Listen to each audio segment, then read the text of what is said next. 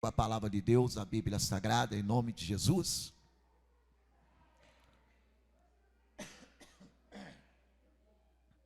Atos dos Apóstolos, capítulo 3. Atos dos Apóstolos, capítulo de número 3.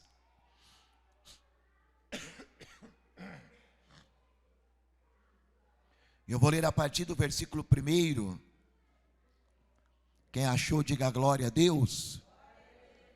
Atos capítulo 3, versículo 1 em diante, diz assim: Pedro e João subiam junto ao templo, à hora da oração, a nona, e era trazido um varão que desde o ventre de sua mãe era coxo, o qual todos os dias punham à porta do templo, chamado Formosa, para pedir esmolas aos que entravam. Ele, vendo a Pedro e a João, que iam entrando no templo, pediu que lhe desse uma esmola. E Pedro, com João, fitando os olhos nele, disse: olha para nós. E olhou para eles, esperando receber alguma coisa. E disse Pedro: não tenho prata nem ouro, mas o que eu tenho, isto te dou. Em nome de Jesus Cristo Nazareno, levanta-te e anda. E tomando-o pela mão direita, o levantou, e logo seus pés e tornozelos se firmaram. Amém? Eu vou ler, e após a minha leitura, eu quero que você repita bem alto e bem forte o versículo 4, tá bom? E Pedro com João, fitando os olhos nele, disse: olha para nós. Olha para nós. Amém? Você crê na Bíblia? Confia na palavra de Deus? Desocupa as tuas mãos então, põe a Bíblia aberta sobre a tua poltrona e vamos aplaudir a palavra do Senhor.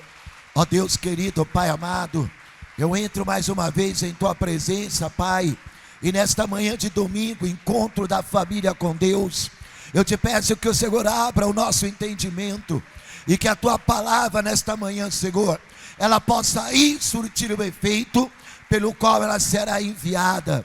É o que eu te peço e te agradeço, em nome de Jesus. Amém? Senta um pouquinho aí na tua cadeira. Eu estou dando um título a esta mensagem: curando a causa e a consequência. Amém? Eu quero trazer a você essa passagem e quero que você possa meditar e abrir juntamente comigo o teu entendimento em algo que muitas das vezes a gente não para perceber. Muitas das vezes a gente perde tempo com algo que não vai nos trazer solução alguma.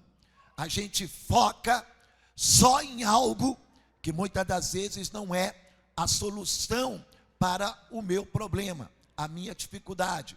Seja ela tanto na área financeira, seja até numa enfermidade, ou seja até numa situação conjugal, ou num relacionamento.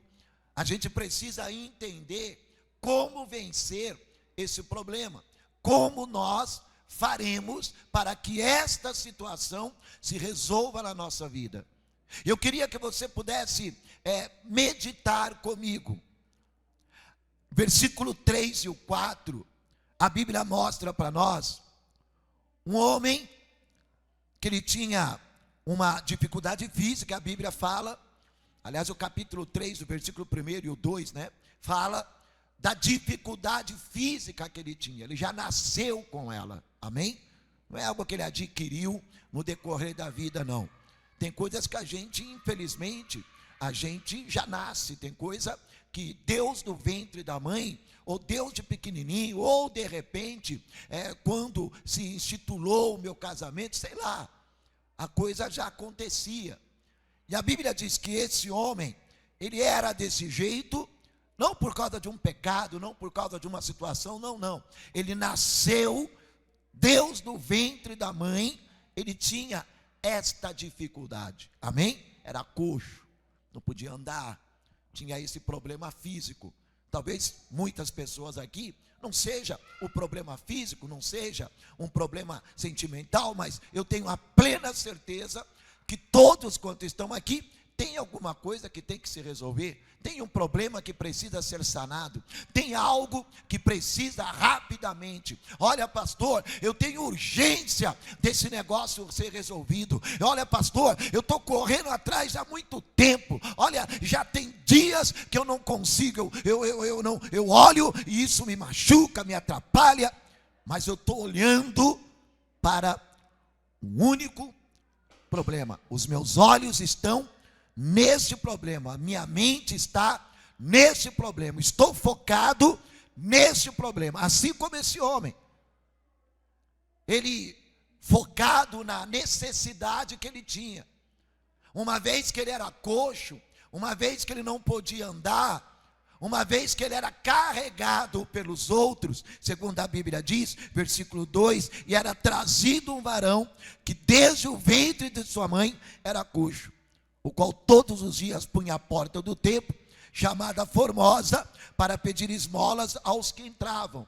Pegavam aquele homem e o colocava lá, ele naquela cama, naquela maca, e todo mundo que passava, ele pedia uma esmola. E talvez o olhar dele, e talvez os olhos dele, estavam como de quem pede uma esmola. Quem pede uma esmola, como é que ele faz? Ele olha sempre para baixo, né? Não é assim que faz? Estende as mãos, né? Sempre de cabeça baixa, sempre meio que envergonhado, meio que preocupado, de repente até com medo do que vão falar. Então ele está lá, deitado na cama, jogado naquele chão em frente, quando vem se aproximando alguém, me dá uma esmola. Ele estica as mãos, nem os olhos abrem muitas das vezes, né? Nem olha para a pessoa muitas das vezes. E Pedro, quando chega diante daquele templo, e quando ele chega, e Pedro se aproximando dele, João, os apóstolos, logo olha para aquele homem, e vê a situação que ele estava. E é interessante que assim que aquele homem pede para Pedro e João, Pedro parou e disse para o homem: olha para nós, olha para mim. Quando você observa esta ordem do Pedro, o que o Espírito Santo ministrou em meu coração? O homem buscava conseguir somente esmola, e diante da condição dele, a primeira coisa que ele queria de Pedro, não era mais nada a não ser a esmola. O foco dele naquele momento estava na esmola que ele ia ganhar. E o que o apóstolo Pedro vê? Pedro olha e diz assim: mas não é a esmola que vai mudar a vida desse homem. Não é a esmola, a moedinha que eu vou dar para ele, ou que alguém vai dar para ele, é que vai mudar a história dele. Então Pedro rapidamente ele observa que a situação daquela pessoa, para ser melhorada, não era dar a moeda, ele precisava de algo a mais. Não é? Ele precisava de algo a mais. E o que Pedro faz? Olha para nós. Ei, olha para mim. Porque certamente ele estava lá assim, dá uma esmola, olhando para o chão, às vezes olhava para a cama que ele estava sentado, e o foco dele era o quê? Eu preciso de dinheiro, preciso de algo, não tem jeito, para minha situação mudar, na minha mente, são essas moedas que vão me ajudar, amém? E que talvez até ele na situação que ele estava, até era correto, não? Pô, eu sou um pobre coitado, deitado numa cama, não posso trabalhar, não posso fazer nada, dependo dos outros para me carregar para lá e para cá. Essa moeda que eles me dão é que vão me ajudar. Mas Pedro, sendo discípulo de Jesus, e Pedro cheio do Espírito Santo, quem tem o Espírito Santo, dá glória a Deus aí. Quando a gente tem o Espírito Santo, e quando a gente é cheio do Espírito Santo, a gente precisa olhar diferente para determinadas situações. Eu estou focado na moeda. Aí Pedro, ele diz: olha para mim. Já parou para observar. Por que Pedro pediu para olhar? Pedro não podia ter pego lá as moedinhas e ter dado para ele? Podia ou não podia? Podia. Pedro não podia lá ter pegado lá e feito uma oração, de repente se ajoelhado junto com ele. Oh meu Deus, tem misericórdia desta vida, Senhor, olha, está aqui, vai lá, compra alguma coisa, viu? Alguém devia estar perto dele. Mas Pedro, ele percebeu algo.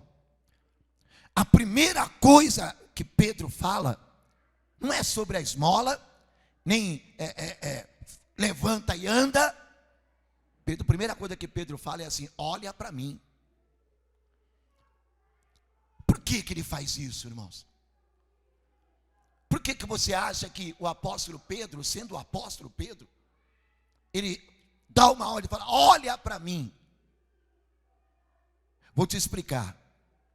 Muitas das vezes, a situação que eu e você enfrentamos, a situação que você está passando, e o maior problema daquele homem não era a enfermidade, mas a mente dele. A mente dele. Ele estava focado só nas moedas. Eu preciso das moedas. Mas na realidade o que ele precisava era de uma cura. E a mente dele só tinha isso lá. Não, se eu conseguir as moedas. Não, olha, moeda. Acho que até fala para ela, vai lá e consegue moeda. Porque do jeito que você está aí, você não vai se sustentar dessa maneira que você está aí. Então você precisa que alguém te enche a tua mão de moeda. Mas Pedro olha, e Pedro o que ele faz? Primeiro ele diz para aquele homem: olha para mim. Por quê? Porque nós precisamos abrir a mente. Nós precisamos curar. Não é de repente o problema do marido, não é de repente o problema financeiro, não é de repente a enfermidade. Eu preciso ter a minha mente sarada. Eu tenho que ter a minha mente curada. E para minha mente estar curada, eu tenho que tirar o foco do meu problema. Pedro olha e fala assim: olha para mim. Ou seja, para de olhar para a cama, para olhar para a tua necessidade financeira e olha para mim.